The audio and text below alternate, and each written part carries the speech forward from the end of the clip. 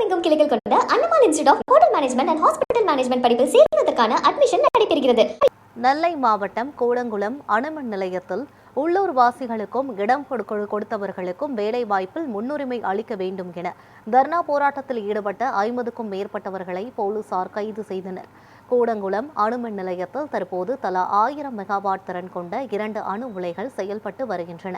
மேலும் 4 புதிய அணு உலைகளின் கட்டுமான பணிகளும் தீவிரமாக நடைபெற்று வருகின்றன. இந்த நிலையில் அணுமின் நிலையத்திற்கு நிலம் வழங்கியவர்கள் மற்றும் கூடங்குளம் சுற்றுவட்டார பகுதியை சேர்ந்தவர்களுக்கு வேலைவாய்ப்பில் முன்னுரிமை வழங்க வேண்டும் என்ற கோரிக்கை நீண்ட காலமாக இருந்து வருகிறது.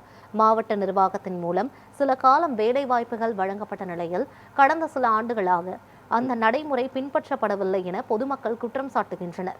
இந்த நிலையில் கடந்த மாதம் நடைபெற்ற பணியாளர் தேர்விலும் உள்ளூர் மக்களுக்கும் நிலம் வழங்கிய குடும்பங்களுக்கும் முன்னுரிமை வழங்கப்படவில்லை என கோரி கூடங்குளம் அணுமின் நிலைய நுழைவாயில் முன் பொதுமக்கள் தர்ணா போராட்டத்தில் ஈடுபட்டனர்.